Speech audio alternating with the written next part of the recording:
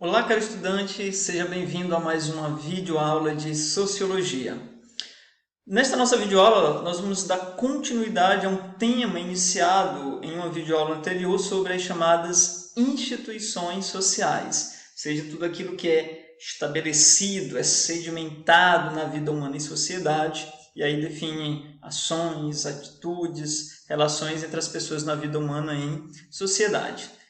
E lá nós falávamos de 5 instituições básicas da sociedade, ou seja, instituições que estão mais ou menos presentes nas mais diversas sociedades, né, ao longo da história da humanidade. E uma dessas instituições básicas da sociedade é justamente a família, uma instituição que está presente aí nas mais diversas sociedades, é a base das mais diferentes sociedades, né? E mesmo dentro de uma mesma sociedade, aí ela está presente ao longo do tempo, né?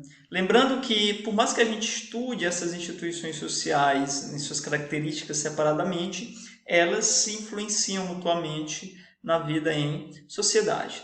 Então vamos ver aí algumas características do ponto de vista da investigação sociológica sobre a família enquanto uma dessas instituições básicas da sociedade, né? Bom, a família é uma instituição primária e ela tem forte influência na formação do indivíduo. Em outra videoaula nós já falávamos, por exemplo, dos contatos sociais, né? Os contatos do tipo primário, os contatos do tipo secundário, né? Os primários são aqueles pessoais, diretos e com forte carga emotiva, né?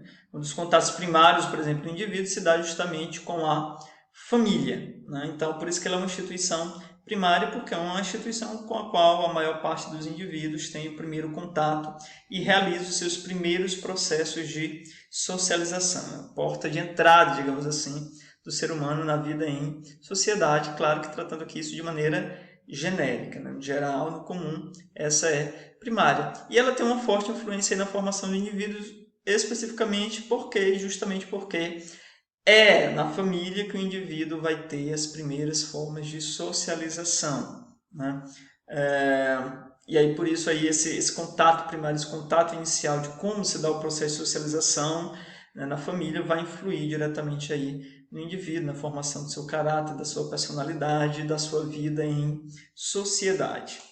A família, enquanto instituição social, ela não surge com o ser humano, né? Se você for investigar historicamente, investigar a história do ser humano, a família não surgiu juntamente com o surgimento do ser humano, né? Então não é aí dado de imediato, mas ela surgiu em decorrência de certas estruturas sociais, né? Algumas investigações colocam, inclusive, a família enquanto instituição social nascendo junto com a sociedade. A primeira forma de sociedade, né, a primeira forma de sociabilidade estabelecida pelo ser humano foi dado justamente pelos laços consanguíneos, pelos laços de sangue, né? Por isso aí a família é um fundamento básico e universal das mais diversas sociedades e ela se deu aí nessa passagem do fator biológico para o fator social. Ou seja, a família não é um produto da natureza.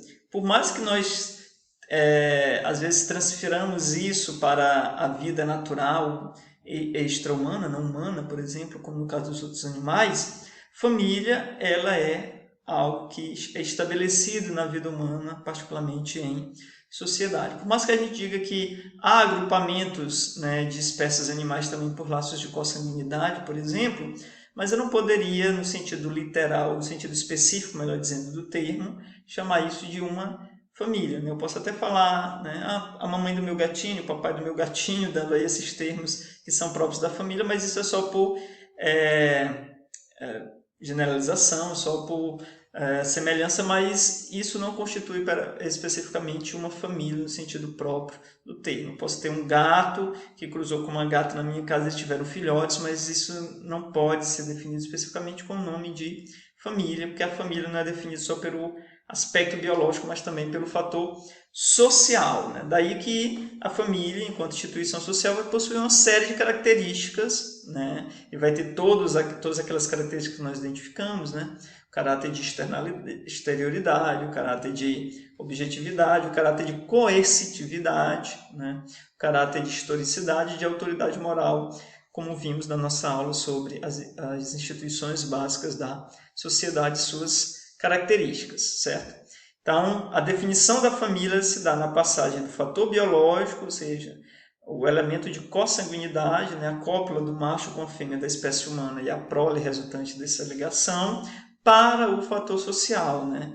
Ou seja, a transformação disso em pai, mãe e filhos, né? Então, a família ela não nasce com a natureza, ela nasce com a sociedade. Por isso que as características dela também vão depender aí da sociedade, ok?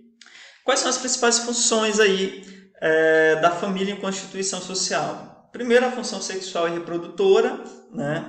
Vale lembrar que por muito tempo, né, a função sexual, pelo menos do ponto de vista da normatividade ou da conduta moral na vida humana e sociedade, foi admitida exclusivamente na família, né?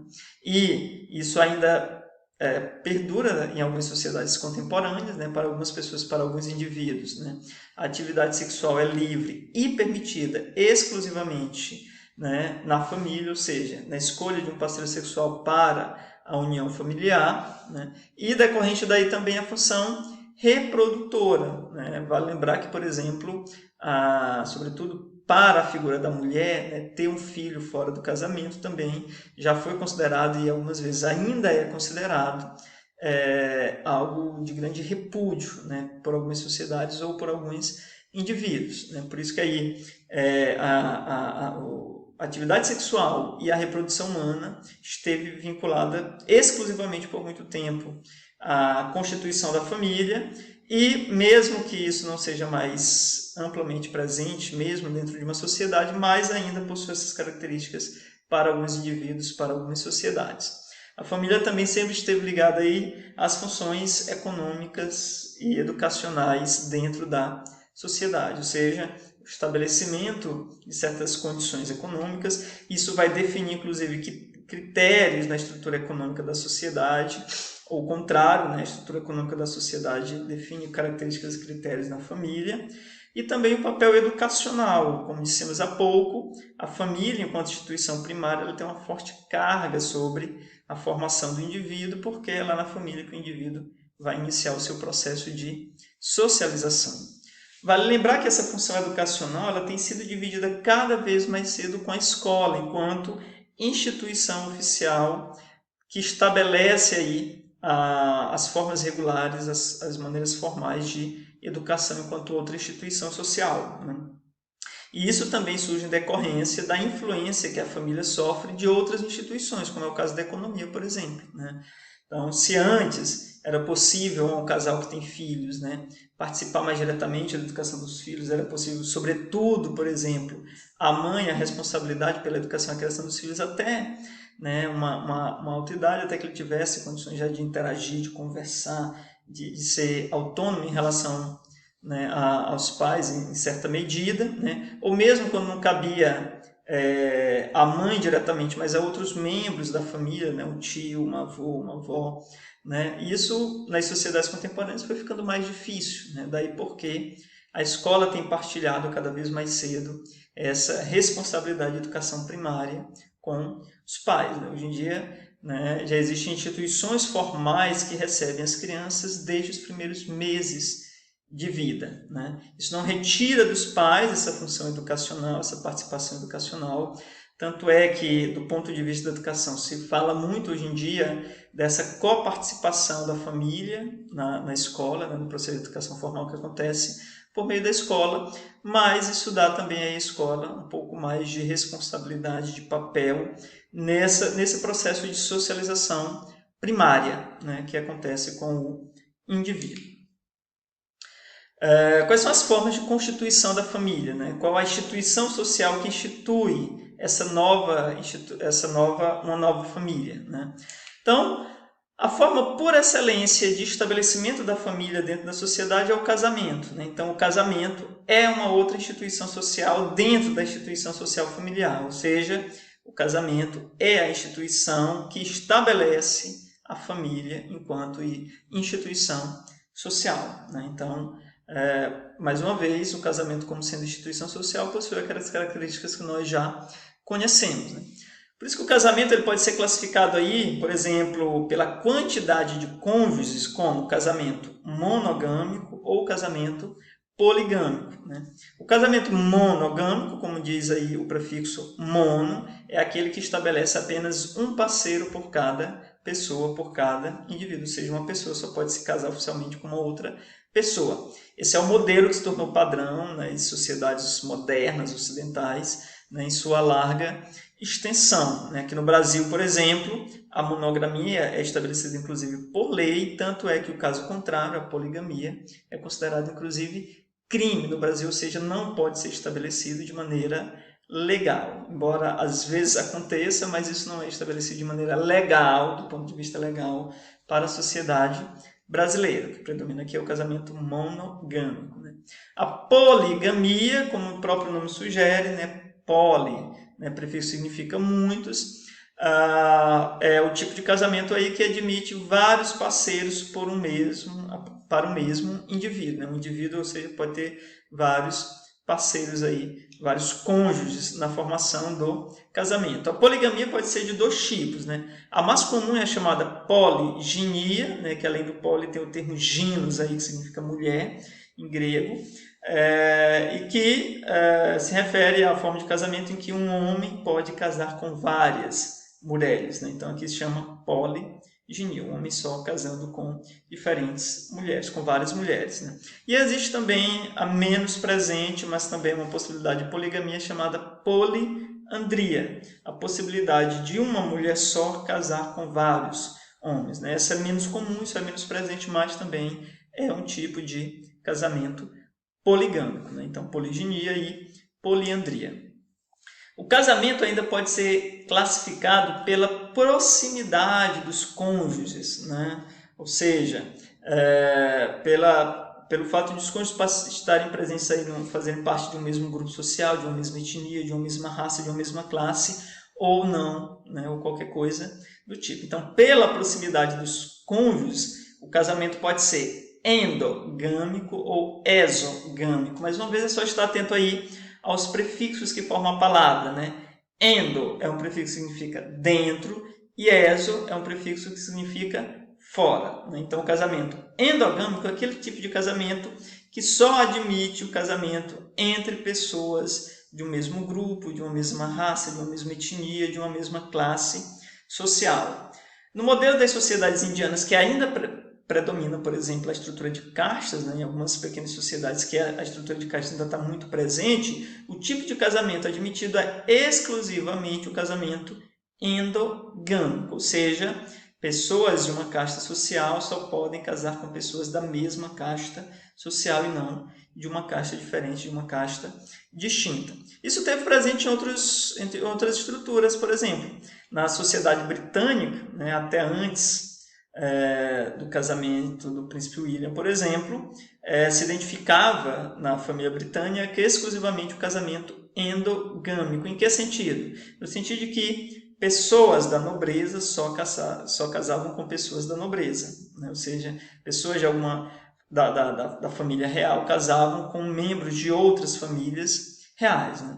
O caso do príncipe William com a princesa, com a que se tornaria depois princesa Kate, por exemplo, foi uma grande novidade. Por quê? Porque foi um caso de exogamia. Alguém que faz parte da monarquia casou com alguém que está fora desse tipo de hierarquia social, desse tipo de estrutura social. Né? Então foi um casamento não do tipo endogâmico, mas do tipo exogâmico, né? Aquele tipo de casamento que estabelece a possibilidade de um indivíduo casar-se com pessoa de um grupo, de uma casta, de uma classe social diferente da sua. Né? Aqui no Brasil, por exemplo, embora isso não tenha sido estabelecido de maneira legal, né, desde o processo de colonização, mas foi justamente essa mistura exogâmica, né, do branco com o índio, né, do branco com o negro, né, ou do índio com o negro, que possibilitou a mistura étnica que formou a sociedade brasileira, né, como o cafuço, o mulato, né, são etnias aí, são aspectos, são qualidades, né, biológicas na sociedade humana, permitida aí por essa vinculação de relação entre pessoas de etnias diferentes na sociedade brasileira. Então, o casamento com uma instituição social que institui a família pode ser classificado pela quantidade de cônjuges, monogâmico ou poligâmico, ou pela quantidade de cônjuges, pela proximidade dos cônjuges, né, no grupo, na casta, na etnia social, né, endogâmico ou exogâmico. Mas o casamento não é a única forma, a única instituição social, a única forma estabelecida na vida humana e sociedade para estabelecer uma nova família, né? Uma outra instituição social que também estabelece isso, isso é válido, inclusive aqui no Brasil, é a chamada união estável. O que é a união estável? É quando, no caso especificamente do Brasil, que só admite o casamento monogâmico, né? Duas pessoas têm contato contínuo e constante entre si e desejam aí ter todas as responsabilidades contratuais de uma família, né? Mas não especificamente estabelecer o casamento, né? Então aí isso vai configurar os direitos legais estabelecidos para a família, mas através de uma união estável. No Brasil, particularmente, a união estável pode ser estabelecida de duas formas, né? Por lei ou por costume, né? Como é que se estabelece por lei, né? O contrato de união estável é estabelecido por lei quando duas pessoas vão a um cartório e assinam uma declaração particular de união estável, né? Isso acontece sem muito protocolo, sem muito procedimento, diferente do casamento aí que tem uns processos legais um pouco diferentes, né? No casamento, por exemplo, precisa marcar com antecedência, haver um anúncio oficial, né? Divulgação na mídia impressa, né? Enfim. No caso da união estável, não. União estável, duas pessoas podem ir diretamente a um cartório sem aviso prévio e assinar uma declaração com a presença de testemunha. Isso garante, do ponto de vista legal, os direitos contratuais de uma família. O que significa? Por exemplo, se eu, né, estabeleço o contrato de união estável, declaração de união estável com uma outra pessoa, eu tenho um trabalho e o meu trabalho oferece benefícios que podem ser estendidos para o cônjuge, né? No caso de uma declaração desse tipo, é suficiente para dizer que a outra pessoa é meu cônjuge, ou seja, tem a mesma responsabilidade como se fôssemos casados, né? Mesmo que isso não seja, né? Eu não posso colocar, por exemplo, né, o namorado, namorada, né, nesse caso, né? Então tem que ser estabelecido algum contrato por lei. É para isso que existe então a declaração particular de união estável, né? Então, do ponto de vista legal, duas pessoas que assinam uma declaração particular de união estável formam uma família e têm todas as responsabilidades legais e contratuais de uma família. Mas aqui no Brasil isso pode ser estabelecido também por costume, né? O costume pode estabelecer o que se chama de união estável, né? A convivência conjunta pública por um período igual ou superior a 5 anos já estabelece aí uma união estável entre duas pessoas, né? Então, duas pessoas namoram, né, num período que já é igual ou superior a 5 anos, né? Tem uma convivência conjunta pública, ou seja, o relacionamento entre elas é conhecido por outras pessoas, né? Existem compromissos comuns, né? Mesmo que não habitem a mesma casa, né? Mas há, né, objetos pessoais de um na casa do outro, coisa do tipo, né? São elementos que retificam, dão embasamento para definir aí esse tipo de relacionamento como união estável. Isso quer dizer que também, do ponto de vista da lei brasileira, já estabelece compromissos familiares, né? Como se já fosse a constituição de uma nova família, né? Tanto é que, como no caso do Brasil, não pode haver casamento com mais de uma pessoa. Se alguém, por exemplo, estabelece um contrato legal por meio do casamento com uma família, com uma pessoa, mas mantém um relacionamento com outra sem reconhecimento legal, se isso ultrapassa esse período de 5 anos, né, se há reconhecimento público disso, ou seja, outras pessoas podem dar testemunho do fato, essa pessoa pode ser aí condenada pela justiça brasileira por bigamia, né? Porque por mais que não esteja legalmente casado com duas pessoas, né, mas ele mantém o casamento com um e uma união estável com outra pessoa, isso já consideraria aí o caso de bigamia, né? Que na sociedade brasileira, como eu disse, não é só aceito pelo costume, como também não é admitido por lei, é crime, né? Então, a união estável também é a outra instituição social que estabelece a fundação da família, né?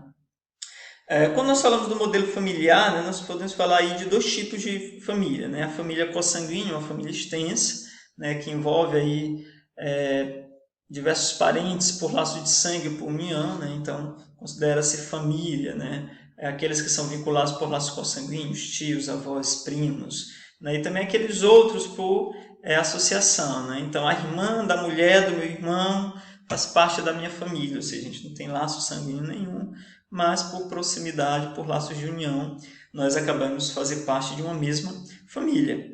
E existe também o modelo nuclear, né? O modelo chamado de o modelo familiar burguês, né? Que considera-se família aí, especificamente o homem, a mulher, desculpa pelo erro ali, não é pai e mãe, é pai e mãe, né? E o filho, né? Ou filhos, né? Então, o homem e a mulher, né? E os filhos gerados por essa união. Esse é especificamente o modelo de família, né? Por que esse modelo é chamado modelo burguês de sociedade? Né? Porque ele se tornou a referência das chamadas modernas sociedades, né? Ou das sociedades burguesas, né? A família é definida aí especificamente nessa estrutura mais nuclear, mais sintética, né? Então, as responsabilidades familiares contratuais são especificamente com o cônjuge e com os filhos, né? Então, desde que o indivíduo estabeleceu esse tipo de contrato social com a outra pessoa por meio do casamento, ali já é uma outra família, uma nova família. Então, esse é o modelo aí, por isso se chama nuclear, né? Porque é a base mesmo, o homem, a mulher e os filhos gerados dessa união. Nas sociedades contemporâneas, nós temos aí novas configurações para aquilo que se define, então, como família, né? Lembrando que a sociologia, enquanto ciência, faz uma declaração de fato e não um juízo de valor sobre esses estabelecimentos. Por quê? Porque essas novas configurações elas geram, né, muitas discussões do ponto de vista ético, do ponto de vista do valor e do ponto de vista da própria noção de família, né? Que novos modelos, que novas configurações são essas? As famílias monoparentais, por exemplo, né? O fato de a família ser constituída somente pelo pai ou pela mãe junto com o filho, né? Isso pode ser resultado de um processo de divórcio, por exemplo, de uma separação, né, de uma gravidez, no caso da mulher fora do casamento, em que não há posteriormente o contato com o genitor, né, ou mesmo como é permitido na sociedade contemporânea, como é, aliás, viável na sociedade contemporânea, o caso de mulheres que desejam engravidar por gravidez assistida, né? Então, uma mulher que deseja engravidar sozinha sem necessariamente a participação do homem, e aí essa mulher com o filho que ela gerar vai se constituir, vai se definir aí como uma família, né? Então você tem a família monoparental, né? Uma pessoa só, ou o pai ou a mãe junto com o filho, né? Existem também as famílias com ausência de filhos, né? Casais que não por impossibilidade genética, mas por escolha, optam por não terem filhos, né? Viverem só os dois, homem e a mulher, também é um modelo de família, né, que está presente nas sociedades contemporâneas, né? Um outro aspecto também da família é a redefinição dos papéis, né? Uma dessas influências, por exemplo, pode-se citar a estrutura econômica da sociedade, né? Você tinha, em alguns anos atrás, né, por exemplo, um modelo de família que os papéis já estavam pré-definidos, né? O papel do pai é trabalhar para suprir materialmente as necessidades da família. O papel da mãe é cuidar da casa, do lar, dos filhos, do esposo. Com o ingresso da mulher no mercado de trabalho, por exemplo, esses papéis dentro da família são modificados, né? Que é um costume, por exemplo, que ainda demanda certo tempo para ser, de fato, completamente modificado, né? Por exemplo, nas estruturas familiares hoje em dia, não é comum que ambos, os pais, né, tanto pai como mãe, trabalhem e não tem necessariamente alguém que fique em casa cuidando dos filhos ou cuidando da casa, né? Então, ainda se escuta, por exemplo, a ideia de que, como os dois trabalham, o marido deve ajudar a esposa nas tarefas da casa, o que é uma fala que reforça a ideia de ser a mulher responsável pelos cuidados da casa, né? Então, a responsabilidade é da mulher, o marido ajuda, né? Não se ambos partilham a vida junta, ambos partilham espaço como o da casa, né? Ambos também trabalham para suprir materialmente as necessidades familiares da família, né? As responsabilidades da casa também são partilhadas por ambos, né? Então você não tem mais aquela família que diz, cuidar da casa, fazer comida, limpar, papel da mulher, né? O homem também partilha dessa mesma responsabilidade, uma vez que a mulher também partilha da mesma responsabilidade, né, de suprir materialmente a casa, né, com aquilo que a casa precisa, com aquilo que os membros da família precisam para se manter, ok? E uma outra configuração também da família são as famílias formadas por união homoafetiva, né? Vale lembrar que no caso do Brasil, por exemplo, ainda não se admite oficialmente o casamento, mas a união estável entre pessoas do mesmo sexo, constituindo também aí os mesmos elementos contratuais de um casamento que estabelece uma família, né? Aqui é um caso, por exemplo, na sociedade brasileira extremamente polêmico, né? Justamente porque esse contrato de união estável entre pessoas do mesmo sexo, embora seja reconhecido por lei, ainda não é amplamente reconhecido pelo costume, né? Ou seja, pelo conjunto geral da moralidade da sociedade brasileira. Inclusive, é inadmissível, né, que se atribua a isso, por exemplo, a definição de família. Aí entra aquela questão de juízo de valor que eu falei que é distinto da investigação sociológica. A investigação sociológica descreve nas sociedades contemporâneas há o estabelecimento da família pela união homoafetiva, ou seja, pela união entre pessoas do mesmo sexo, né, constituindo também uma nova família. Alguém diria, mas isso é o fim da família, acabou, a família desapareceu como valor, como sinal. Ou então, a gente pode avaliar que isso seja a redefinição do que seja família, né? Então, se eu mantenho a definição clássica, aquele modelo lá nuclear, burguês de família, né? Família é o homem, a mulher e os filhos gerados dessa relação, eu digo que isso não é família ou que isso deturpa os valores da família, né? Mas se eu admito o caráter histórico, por exemplo, das instituições sociais, inclusive a ideia de que a noção de família muda, né, dentro de uma mesma sociedade ao longo do tempo, poderia dizer que essas pessoas estão ainda reforçando é o aspecto da importância da família enquanto instituição social. Tanto é que eles desejam constituir uma família, ou seja, desejam ser reconhecidos como família. Então, para eles, não é que o sentido da família desapareceu, pelo contrário, eles estão valorizando o sentido da família e querem ser reconhecidos como família, né? Então, essa coisa do ponto de vista de uma reflexão de um juízo de valor pode suscitar aí afirmações distintas, né? Para a ideia de manutenção de um modelo nuclear de família, a ideia de que esses modelos, de um modo geral, deturpam o valor da família, ou então, de um outro ponto de vista, o reconhecimento de que a família, enquanto instituição social, sofre transformações históricas, né? E que essas novas configurações também constituem família, né? Também fazem parte dessa instituição social, definida então como família. Então é isso, valeu pessoal, nos encontramos na nossa próxima videoaula.